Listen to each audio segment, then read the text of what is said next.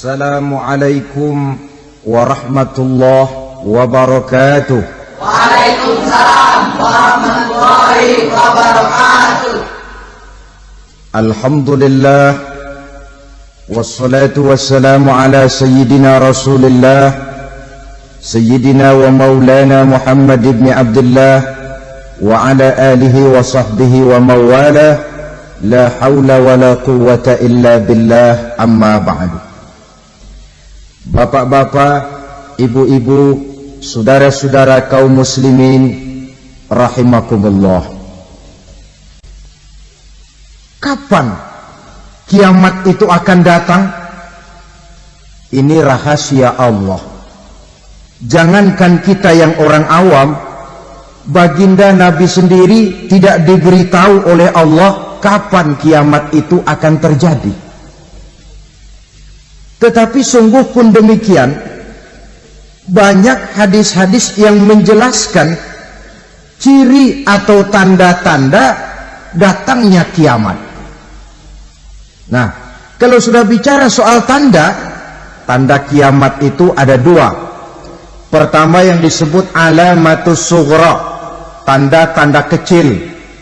Ini waktunya masih ada tenggang. Ada yang dinamakan alamatul kubra, tanda-tanda besar. Artinya kiamat sudah diambang pintu. Apa tanda-tanda kecil dari datangnya hari kiamat itu? Misalnya kata Nabi, apabila ilmu sudah diangkat oleh Allah. Artinya apabila ulama sudah banyak wafat, minat orang belajar agama berkurang, lalu kebodohan nampak merajalela di mana-mana, zina dikerjakan secara terbuka, minuman-minuman keras jadi kebanggaan, itu termasuk di antara tanda-tanda kecil terjadinya hari kiamat. Apalagi misalnya iza waladatil ammatu rabbataha, apabila budak sudah melahirkan tuan. Apa maksudnya? Ada yang mentafsirkan apabila anak sudah bisa membudaki orang tuanya. Orang tua yang melahirkan dia, yang membesarkan dia, demi setelah si anak besar jadi orang berpangkat, bertitel, berharta, berkedudukan, jadilah orang tua itu budaknya. Sehingga sering dibilang kalau orang tua kaya, anak jadi raja. Tapi kalau anak yang kaya, orang tua sering jadi budak.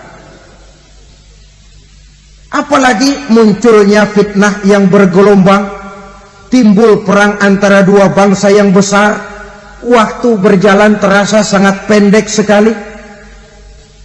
Itu merupakan tanda di antara tanda-tanda kiamat. Termasuk di dalamnya sulit membedakan mana laki, mana perempuan. Kan kalau tanda-tanda kayak begini sekarang sudah banyak kita lihat kan. Ulama banyak wafat, penggantinya sulit. Zina dikerjakan berterang-terangan, minuman keras jadi kebanggaan. Banyak anak membudaki orang tuanya, sulit membedakan mana laki, mana perempuan. Kadang-kadang dari belakang kita lihat perempuan bener, begitu kita colek nengok jenggotan.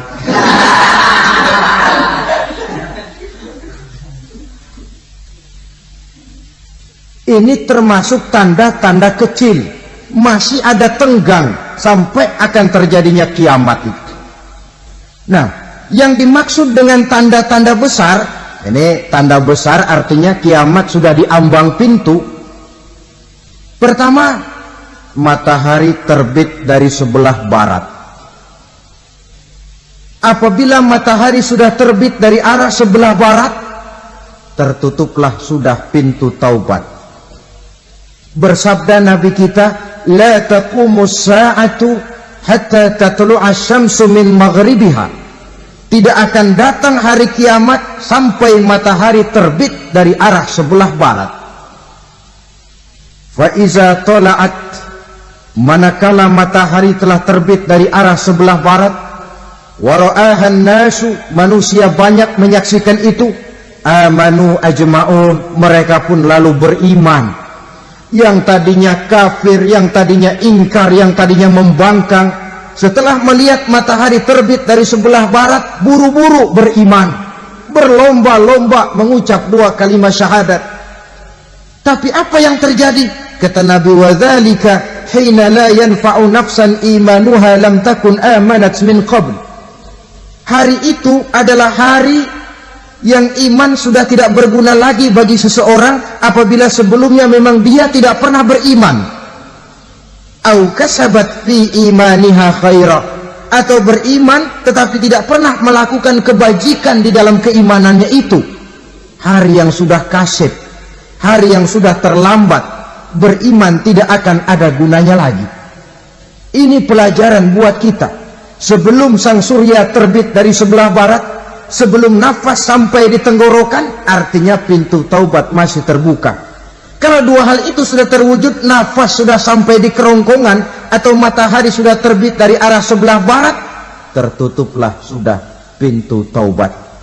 Tak ada lagi gunanya pangkat, jabatan, harta, bahkan beriman pun dalam suasana macam itu too late, kata orang Kulon. Sudah terlambat. Matahari terbit dari arah sebelah barat, itu tanda besar, artinya kiamat sudah diambang pintu. Lalu apalagi tanda besar? Munculnya Dajjal. Dajjal artinya pendusta-pendusta yang menyesatkan manusia. Ada 2 macam Dajjal, saudara. Ada Dajjal kecil, ini Dajjal kelas teri. Kalau ini sejak zaman Rasulullah sudah ada itu. Tiap zaman ada. Di zaman Rasulullah misalnya ada yang bernama Aswad al-Unsi dari Yaman. Ada yang namanya Musailamah al-Kazzab dari Yamamah. Ada yang namanya Ibnu Sayyad dari Madinah. Ini Dajjal di zaman Rasul. Musailamatul Kazzab memproklamirkan diri jadi nabi dia. Di zaman Rasul masih hidup.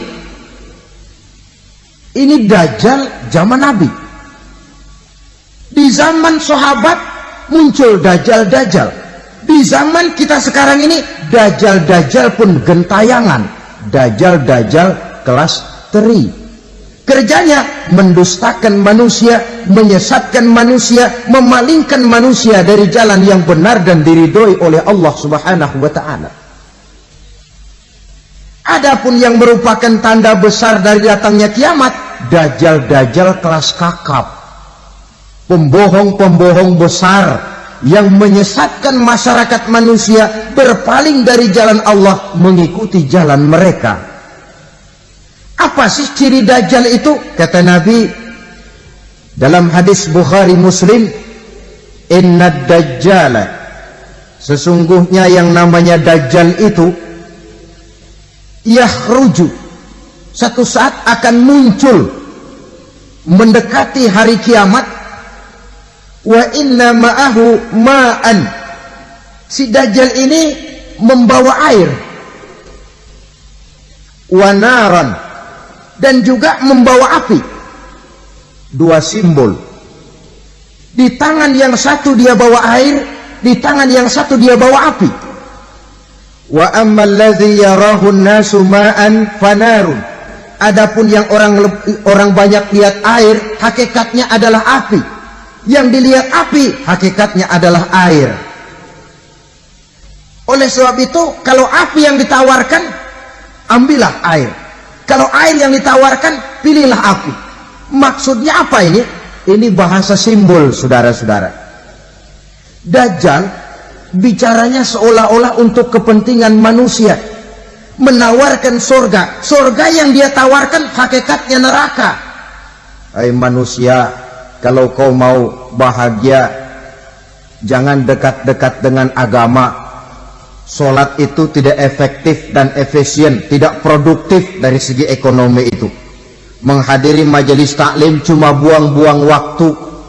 Tahajud, tasbih, tahlil, baca Quran, apa itu? Pekerjaan mubazir saja.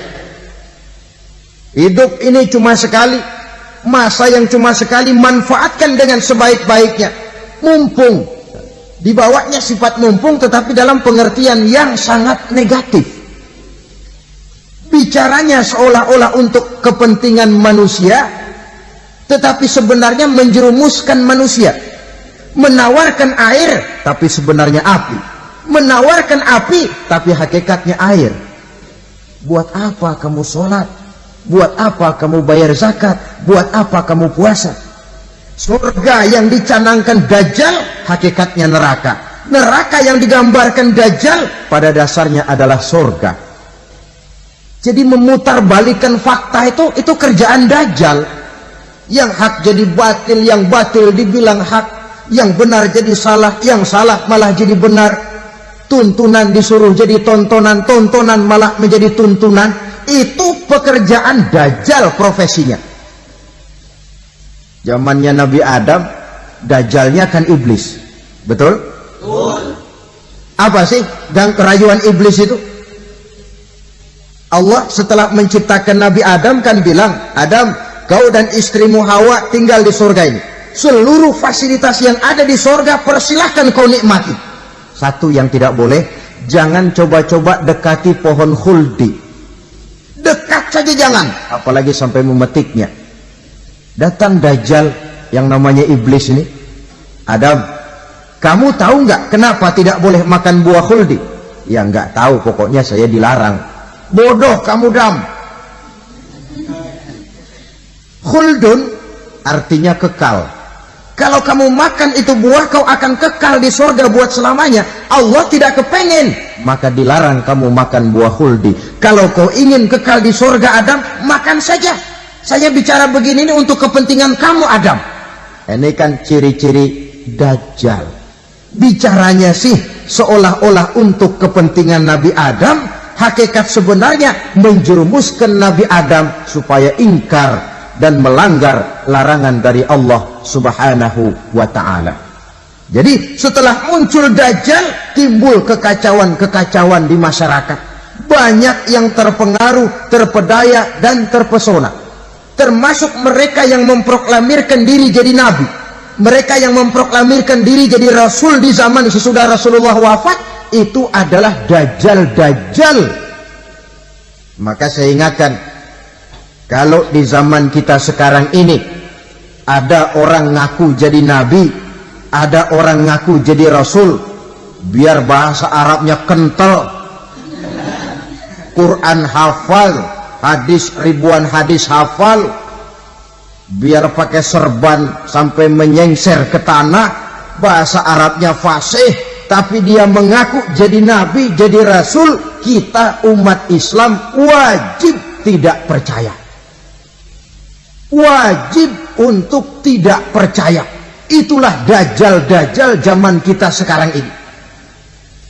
Tidak mustahil mereka datang mempengaruhi orang-orang awam supaya berpaling dari Rasulullah, mengikuti mereka. Nah, di akhir zaman nanti, mendekati hari kiamat, Dajjal ini muncul. Dajjal kelas kakap, menyesatkan masyarakat manusia untuk berpaling dari Islam, mengikuti seruan mereka. Apalagi di antara datangnya kiamat itu, tanda yang besar itu, turunnya Nabiullah Isa Al-Masih, putra Maryam. Menurut berbagai hadis yang sahih, Nabi Isa Al-Masih nanti akan turun lagi. Tidak membawa risalah yang baru, tapi meluruskan risalah Islam ini yang telah banyak ditinggalkan oleh masyarakat. Bahkan ada hadis menjelaskan beliau akan membunuh Nabi, mematahkan kayu-kayu salib, lalu melaksanakan haji dan umrah mengikuti syariat Nabi Muhammad, bukan membawa agama baru. Menjadi semacam mujaddid, reformer, menyelamatkan manusia dari bisikan Dajjal. Bahkan ada riwayat yang menjelaskan bahwa Nabi Isa berhasil mengalahkan Dajjal, mengembalikan masyarakat manusia kembali kepada ajaran Islam yang datang dari Allah, dibawa oleh Rasulullah Sallallahu Alaihi Wasallam.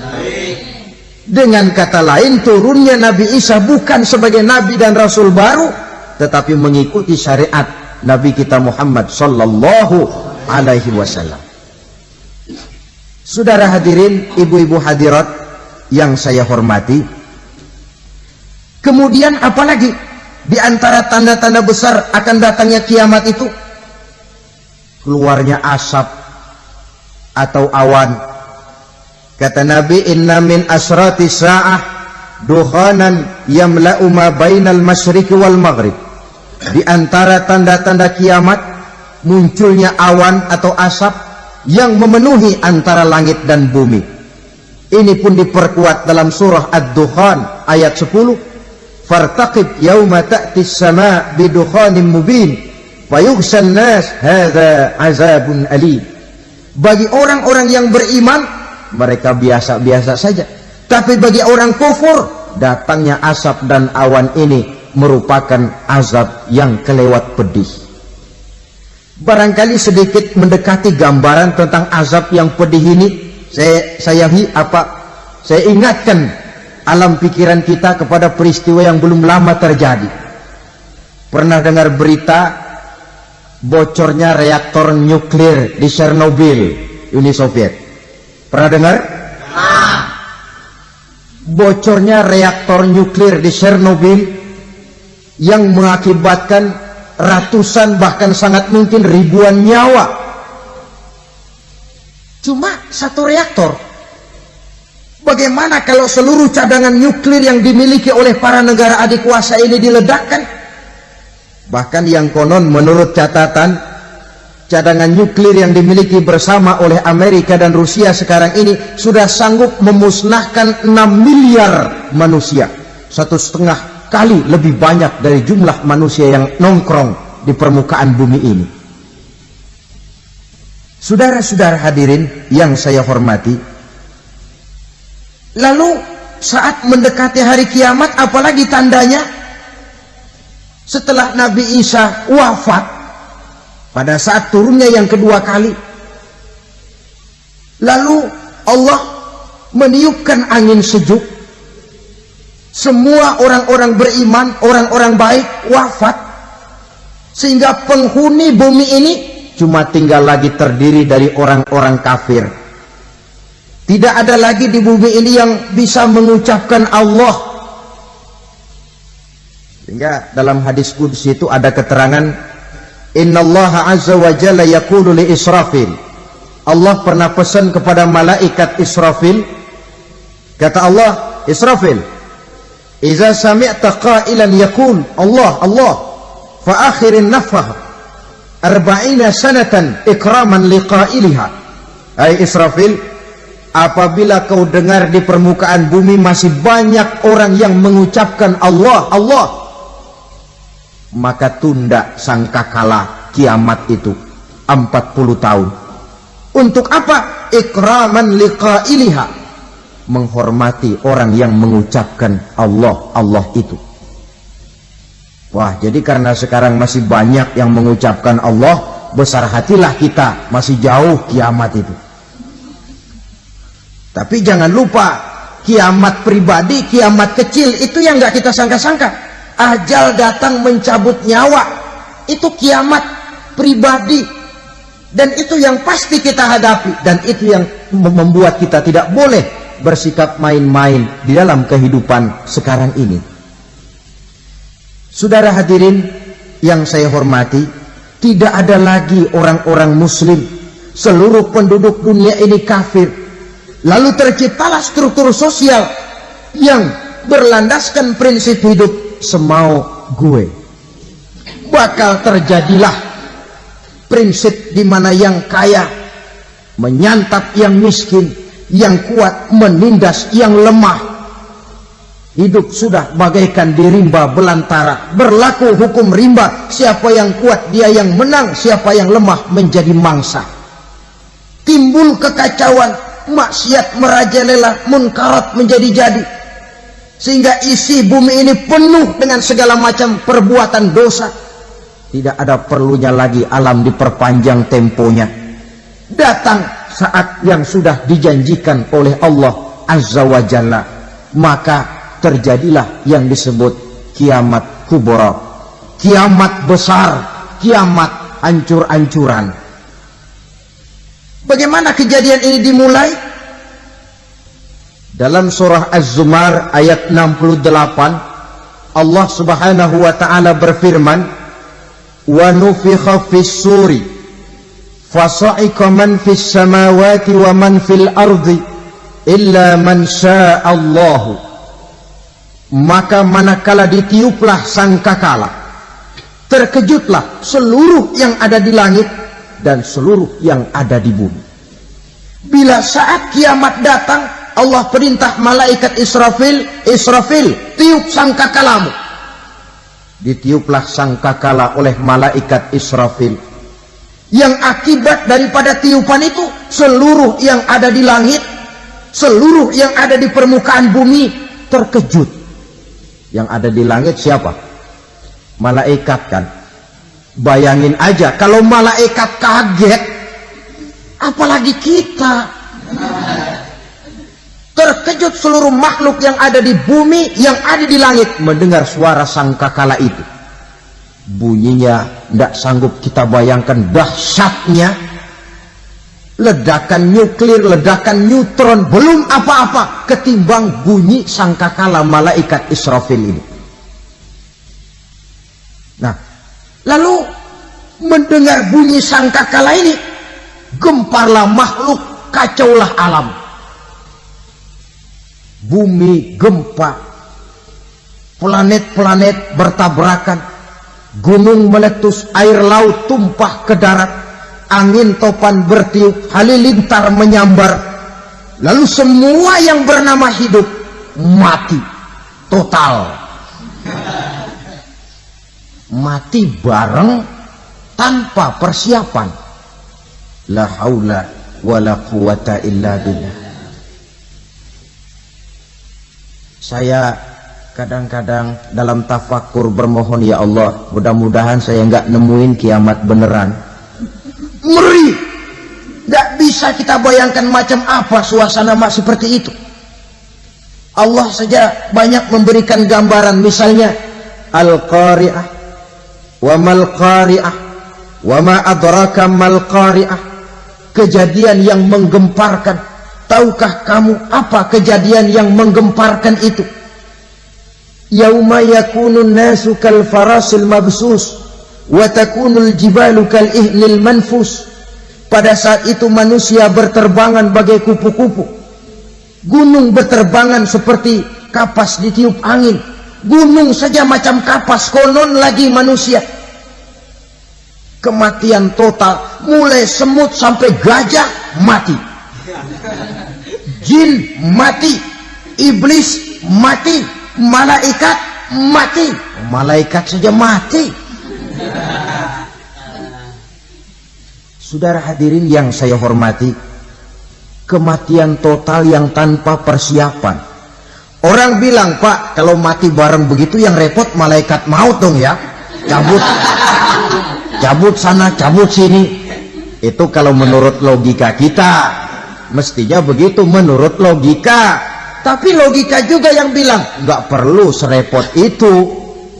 Sebab untuk mematikan listrik di wilayah DKI, di wilayah Jakarta, nggak perlu tiap rumah didatengin matiin, ya lama. Cukup dari kantor pusatnya saja PLN, tekan satu tombol, gelaplah seluruh Jakarta.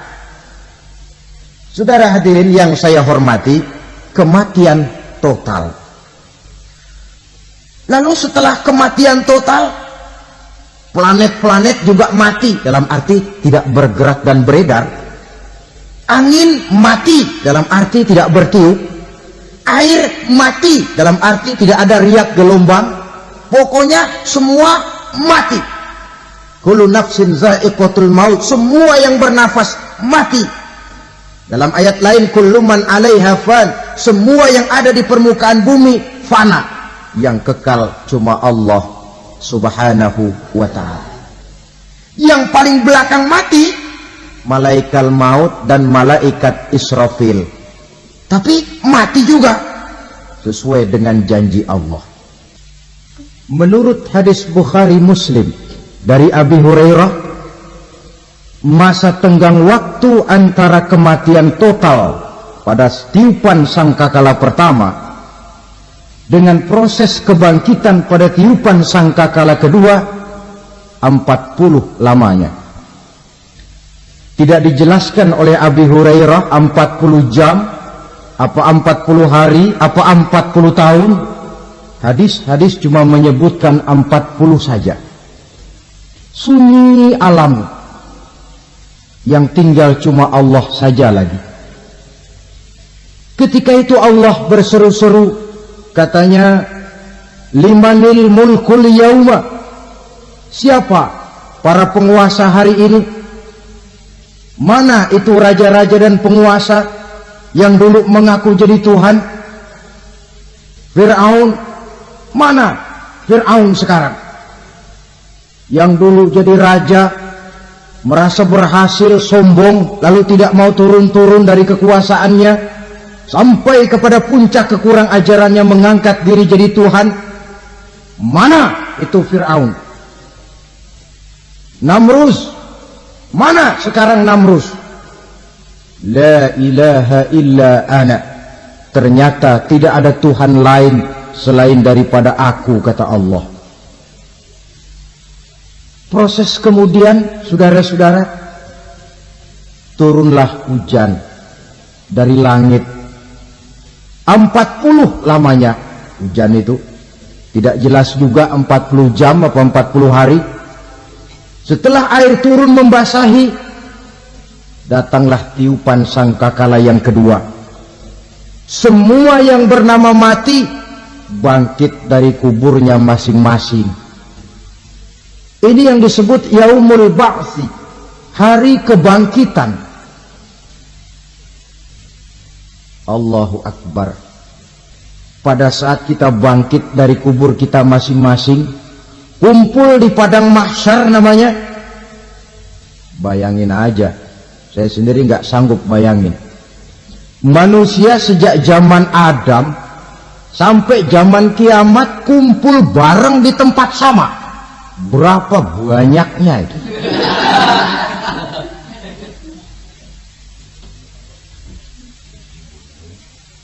Dan yang luar biasa menurut satu riwayat, pada saat bangkit itu, Masya Allah, roman muka kita berubah,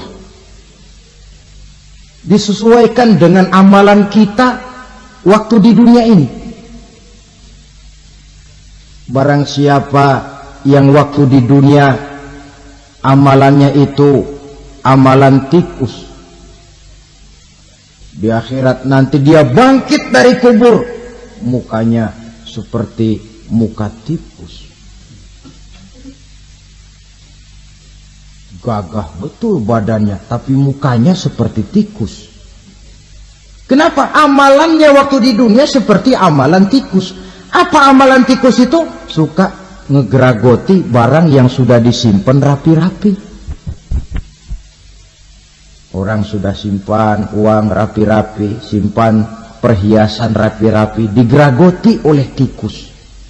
Maling-maling, pencoleng-pencoleng, koruptor-koruptor, itu nanti di akhirat nanti kita lihat mukanya seperti muka tikus. Oh, ini waktu di dunia suka nyolong, hanya seperti muka tikus. Barang siapa yang waktu di dunia ini amalannya itu amalan macan, dia akan bangkit nanti mukanya seperti muka macan. Apa amalan macan? Macan itu amalannya menang-menangan. Orang yang mau menang saja, nggak mau mengalah. Coba lihat di hutan. Kenal hutan nggak? Nah. Di hutan, raja hutan di mana-mana pasti macan. Betul kan? Betul. Padahal hutan belum pernah bikin pemilihan umum. Tapi macan tidak peduli ada pemilihan umum apa tidak, pokok saya raja. Sebab apa? Macan jadi raja itu bukan karena benar, tapi karena kuat jadi raja. Setelah dia jadi raja, rakyat hutan yang mesti dilindungi malah dimakan oleh raja macan. Kambing rakyat hutan dimakan oleh macan. Ayam rakyat hutan dimakan oleh macan. Itu nanti kita lihat di akhirat itu mukanya seperti muka macan, gagah betul.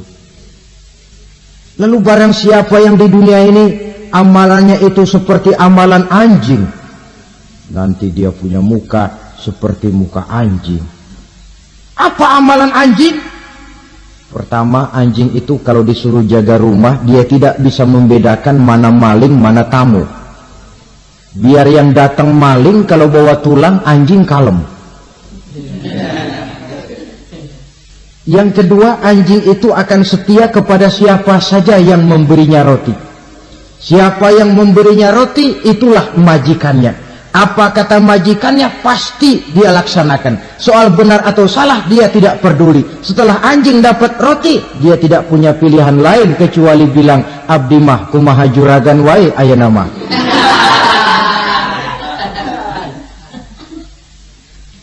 Saudara hadirin yang saya hormati, berkumpul di padang mahsyar, tiap orang sibuk dengan persoalannya masing-masing.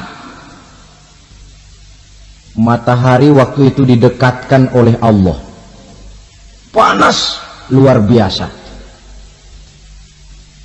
Ada yang saking panasnya itu mencucurkan peluh keringat sampai sebatas mata kakinya. Ada yang keringatnya sampai sedengkulnya, ada yang keringatnya sampai sepusatnya, ada yang keringatnya mengalir sampai sebahunya, ada yang kelelap oleh keringatnya sendiri, sementara orang di sampingnya nggak apa-apa. Bergantung lagi amalan dia waktu di dunia ini. Saudara-saudara, sebagian orang dalam kepanikan padang mahsyar berombong-rombong datang mereka menghadap Nabi Adam. Ya Adam, anta abal bashar. Hai Adam, Tuhan adalah bapak moyang manusia. Kami sebentar lagi akan disidang, dimintakan pertanggungan jawab. Tolonglah kami, hai Adam. Kata Nabi Adam, jangankan nolongin sampean, saya sendiri tanggung jawab di hadapan Allah. Ketika dulu tidak boleh makan khuldi, saya serobot. Sudahlah, urus diri masing-masing saja, nafsi-nafsi. Begitu kata Nabi Nuh, begitu kata Nabi Ibrahim. Tiap orang bertanggung jawab sendiri-sendiri. Ketika itulah saudara-saudara, nikmatnya menjadi umat Nabi besar Muhammad sallallahu alaihi wasallam. Sebab apa? Walaupun menurut abjad kita ini umat paling belakang, kan paling belakang kita ini toh, karena Nabi Muhammad adalah Nabi akhir, tapi akan dihisab lebih dulu, lewat di atas sirat lebih dulu, masuk surga lebih dahulu ketimbang umat-umat belakangan. Ketika Rasul mendekati ajal, beliau tanyakan itu kepada malaikat Jibril. Malaikat Jibril berkata, Muhammad jangan khawatir, Allah sudah berjanji, inni haramtul jannata ala sairil anbiya hatta tadkhulaha anta wa haramtuha ala sairil umami hatta tadkhulaha ummatuka. Surga aku haramkan buat seluruh nabi kecuali kalau engkau Muhammad sudah masuk ke dalamnya, dan surga aku haramkan buat seluruh umat kecuali kalau umatmu Muhammad sudah masuk ke dalamnya. Logikanya, walaupun menurut abjad kita umat paling belakang, bakal dihisab paling dulu, lewat di atas sirat paling dulu, masuk surga paling dulu, kalau mampir ke neraka juga paling dulu. Ya resiko, jangan mau enaknya aja paling dulu. Saudara hadirin yang saya hormati, setelah masa kebangkitan itu jangan dikira begitu bangkit langsung diperiksa, masih menunggu menanti ribuan tahun perhitungan padang mahsyar untuk sampai kepada proses yang disebut yaumul hisab, hari perhitungan. Seorang demi seorang bakal dipanggil. Bayangkan saja, kita se-RT saja di absen, kadang-kadang perlu waktu lama. Ini manusia sejak zaman Nabi Adam sampai datang hari kiamat, satu demi satu disidang di hadapan Qadhi Rabbul Jalil. Status sosial copot sudah waktu itu. Yang pernah jadi hartawan di situ tidak lagi kelihatan kehartawanannya. Yang pernah jadi jenderal tidak lagi dipanggil jenderalnya. Yang ustadz tidak lagi dipanggil al-mukarramnya. Seluruh status sosial selesai. Dipanggillah kita seorang demi seorang menghadap Qadhi Rabbul Jalil. Bagaimana proses penghisaban itu? Pertama proses tanya jawab.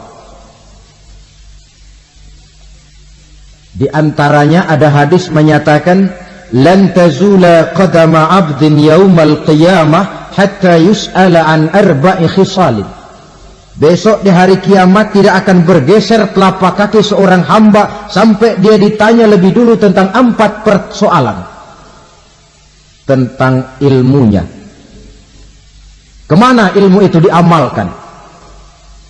Tentang umurnya. Di mana umur itu dihabiskan? Tentang masa mudanya. Kemana masa muda itu dipakai? Tentang hartanya. Dari mana harta itu didapat dan kemana harta itu dibelanjakan. Ini termasuk proses tanya jawab. Jadi kalau istilah pengadilan dunia, nama Fulan bin Fulan. Kamu waktu di dunia diberikan umur panjang untuk apa? Pernah mengalami masa muda, kemana kau habiskan masa remajamu? Kau diamanahkan ilmu, dengan apa ilmumu kau amalkan? Kau diberikan harta, dari mana harta kau dapat, kemana kau belanjakan? Tak seorang pun yang bisa mungkir.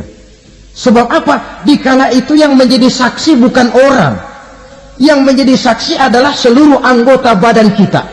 Tangan bicara, kaki jadi saksi terhadap seluruh amalan yang pernah kita kerjakan pada saat kehidupan di alam dunia ini.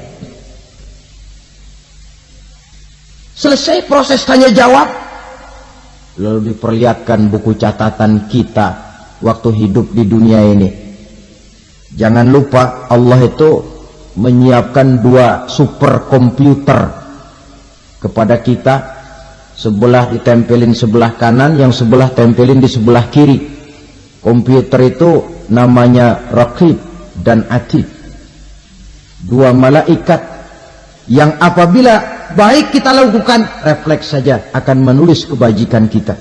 Jahat kita kerjakan, akan tertulis. Catatan itu nanti diperlihatkan kepada kita. Waduh, alangkah malunya pada saat diperlihatkan catatan kita, buku rapot kita merah melulu. Barangkali diperiksa sambil diomelin, brengsek lo. Buku merah melulu begini, bagaimana waktu hidup di dunia? Tidak cukup diperlihatkan buku catatan kehidupan, rekaman kehidupan. Rekaman kehidupan kita secara utuh sejak terlahir sampai ajal datang merenggut nyawa. Barangkali mirip dengan video sekarang ini, di mana terekam dengan baik seluruh kegiatan kita sejak yang sekecil-kecilnya sampai kepada yang sebesar-besarnya. Untuk kemudian kita pun menerima balasan. In khairan fa khairun wa in syarran fa syarrun. Kalau baik ya baik balasannya, kalau jahat ya jahat juga balasannya. Catatan-catatan kita diberikan. Kalau banyak kebajikannya diberikan di tangan kanan dengan cara yang halus. Kalau banyak kejahatannya diberikan dari sebelah kiri atau dilempar dari belakang. Itulah sebabnya sejak di dunia ini kita sudah mohon kepada Allah. Ketika berwudu membasuh tangan kanan, apa kita bilang? Allahumma a'tini kitabi biyamini wa hasibni hisaban yasira. Ya Allah, berikan saya kitab di tangan kanan, dan kalau saya memang perlu dihisab, hisablah saya yang seringan-ringannya. Tangan kiri berlindung kita kepada Allah. Jangan sampai diberikan kitab di tangan kiri atau dari arah sebelah belakang. Wa'udzubika an tu'tiya kitabi bishimali au min wara'i zuhri, dari arah sebelah belakang. Na'udzubillah min dzalik. Setelah selesai lewat proses penghisaban, lewat mizan, timbangan, maka yang sudah selesai dihisab itu bergeraklah menuju sirat, jembatan yang terbentang menuju surga melalui neraka. Saudara-saudara, panjangnya perjalanan sirat itu memakan waktu ratusan tahun. Tetapi orang yang lewat di atas sirat pun macam-macam, bergantung amalannya ketika di dunia ini. Ada yang lewat di atas sirat itu kalbarkil khatib, seperti kilat yang menyambar, sudah sampai dia di surga. Cepat bukan main. Ada yang lewat di atas sirat itu seperti orang lari-lari. Ada yang lewat di atas sirat itu seperti orang jalan biasa. Ada yang sambil merangkak, ada yang sambil ngesor, ada yang sambil gelayutan. Ada yang selamat sampai ke ujung ke surga, ada yang tergelincir jatuh masuk ke dalam neraka, bergantung amalannya dalam kehidupan di dunia sekarang ini. Tiap kita akan melewati yang namanya sirat ini. Saudara-saudara kaum muslimin yang saya hormati, dengan demikian mereka yang selamat melalui sirat sampai ke terminal akhir surga, mereka yang ketika dihisab ternyata banyak kejahatannya daripada kebaikannya, mereka singgah di dalam neraka. Nah, adapun orang-orang yang beriman menurut ayat Quran dan hadis Nabi itu nanti ada bermacam-macam. Ada orang beriman itu yang dimasukkan surga. Ada orang beriman itu yang dimasukkan ke dalam surga. Ada orang beriman itu yang disebut penduduk surga. Kenapa lain-lain, Pak? Karena waktu di dunia amalannya juga lain-lain. Ada orang beriman yang masuk surga. Ini paling murah tiketnya. Mau masuk surga? Kata Nabi begini, ma min abdin qala la ilaha illallah thumma mata ala dhalik illa dakhalal jannah. Kalau seorang hamba sudah mengucap dua kalimat syahadat, dia yakin dengan kebenaran kalimat itu sampai matinya, orang itu akan masuk surga. Abi Dzar yang waktu itu diajak bicara heran, ya Rasul kok gampang betul? Iya. Walaupun orang itu mencuri, iya. Walaupun orang itu berzina, iya. Biar dia mencuri, biar dia berzina, kalau dia sudah mengucap dua kalimat syahadat, dia yakin dengan kebenaran kalimat itu sampai matinya, itu orang akan masuk surga. Jadi masuk surga cukup dua kalimat syahadat, yakin sampai mati, masuk surga. Itu perkara masuk. Tapi kalau pertanyaannya diterusin, masuknya kapan, Pak? Nah, ini lain lagi urusannya. Sebab ada yang masuknya itu langsung, ada yang mampir dulu. Di sana tempat cuma dua, kalau tidak surga, neraka. Mau ke surga, tapi mampir dulu. Yang mampirnya jelas di neraka. Kenapa? Dalam hadis qudsi ada riwayat, nanti itu di akhirat, setelah Allah selesai mengatur penduduk surga, masuk surga, yang neraka, masuk neraka, Allah berkata kepada malaikat Malik, malaikat Malik, lah baik ya Allah, itu bajingan-bajingan tengik, manusia-manusia durjana, yang waktu di dunia tidak mau sujud, jauh dari ulama, gemar melakukan yang munkarat dan maksiat, hidup di tengah masyarakat selalu jadi bibit keonaran, kufur, sudah masuk neraka semua. Sudah ya Allah. Nah, kalau sudah, coba sekarang kamu masuk, Malik. Saya, iya, masuk neraka. Mau apa ya Allah? Kata Allah, akhriju minan nar man kana fi qalbihi misqala habatin min khardalin min iman. Kau masuk neraka, cari di dalam neraka orang-orang yang ada imannya walaupun kecil sebesar biji zarah, angkat mereka keluar. Masuk malaikat Malik ke neraka. Cari orang yang ada imannya, korek-korek. Ya repot, udah pada gosong. Yang ada imannya diangkat ke atas, yang ada imannya diangkat ke atas. Lalu dimandikan di Nahrul Hayat, namanya sungai kehidupan di akhirat nanti. Cakep lagi rupanya, bersih lagi wajahnya, apel di hadapan Allah. Kata Allah, bagaimana mas? Kapok enggak sampean? Kapok ya Allah. Nah, kalau kapok, idhab fadkhulil jannah. Pergi, masuk surga sana. Berangkat mereka ke surga. Ketemu sama teman-temannya yang udah sampai lebih dulu. Yang enggak pakai mampir lagi. Terjadi dialog. Kata teman-temannya yang udah pada nyampe duluan, mas, iya. Emang baru sampai? Oh, saya baru sampai. Memang mampir di mana dulu mas? Kita sudah lama sampai di surga. Saudara buka surah Al-Muddatsir ayat 34-35. Ma salakakum fis saqar? Kenapa kamu mampir di neraka Saqar? Qalu lam nakum minal musallin. Mereka menjawab, kami mampir di neraka Saqar mas, gara-gara dulunya kami waktu di dunia tidak pernah sholat.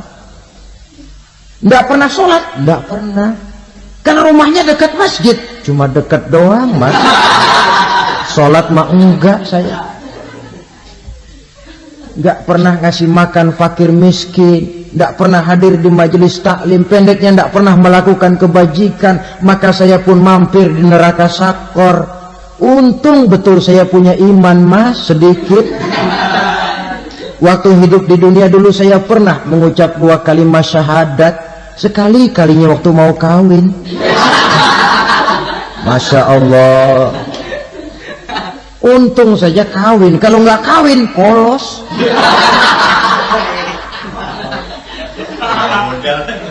Itu juga pengulu sudah setengah mati ngajarin. Asyhadu alla, asyaduaan, asyaduaan.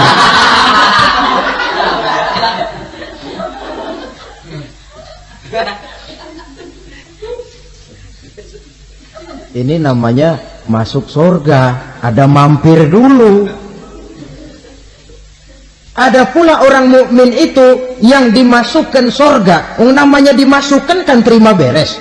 Saya masuk ke rumah, jalan sendiri, cari tempat sendiri. Saya dimasukkan ke dalam rumah, terima beres, pokok ada di dalam, itu dimasukkan namanya. Nggak pakai mampir.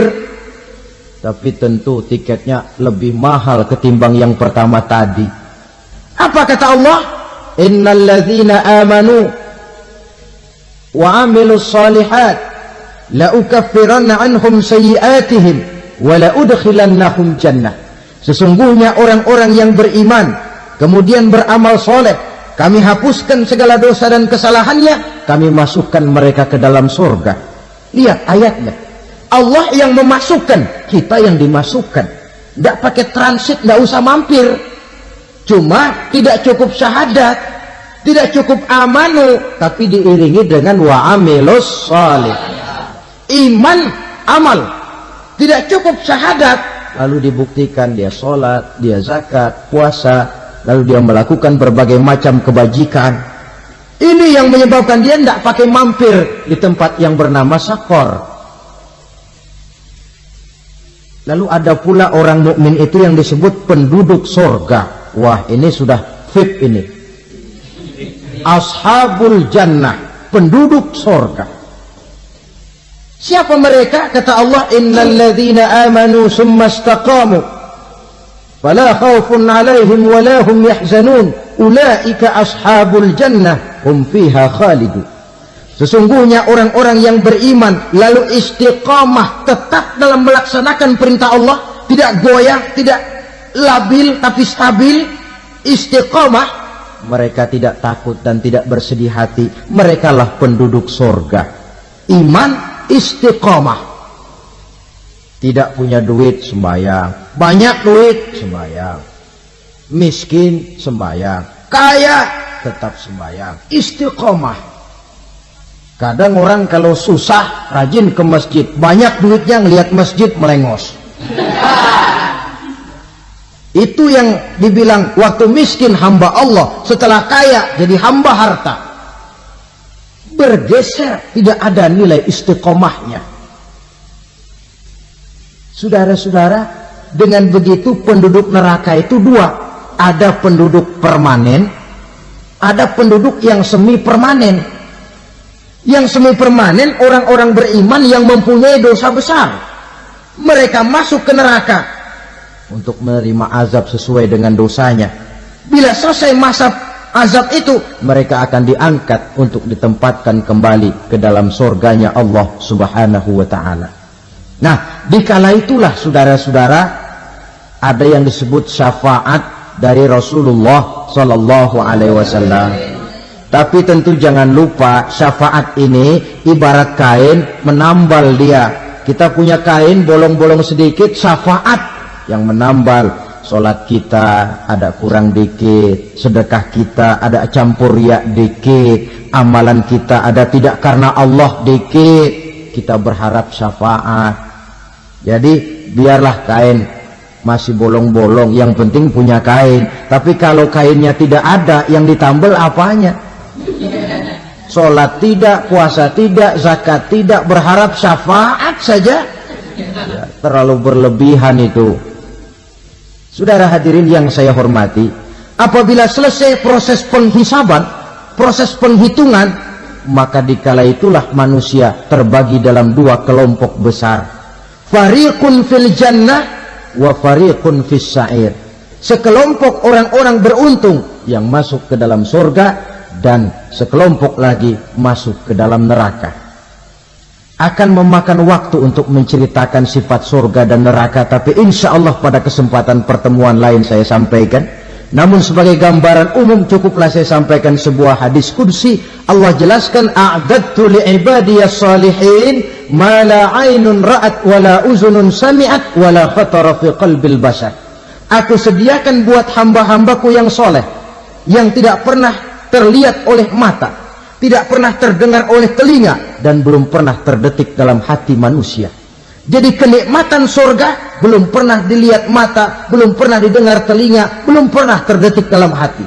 Pedihnya azab neraka belum pernah terlihat mata, belum pernah terdengar telinga, belum pernah terdetik dalam hati. Saudara hadirin yang saya hormati, oleh karena itu sebagai uraian akhir daripada kiamat ini, marilah sama-sama kita memanfaatkan hidup dengan sebaik-baiknya, supaya jangan timbul penyesalan di hari kemudian nanti. Mudah-mudahan kita seluruhnya diselamatkan Allah dari azab neraka dan mendapat surga dan ridhonya. Sekian dan demikianlah pertemuan kita kali ini. Terima kasih banyak atas segala perhatian. Mohon maaf atas segala kekurangan. Usikum wa nafsi bitaqwallah. Wassalamualaikum warahmatullahi wabarakatuh. Waalaikumsalam warahmatullahi wabarakatuh.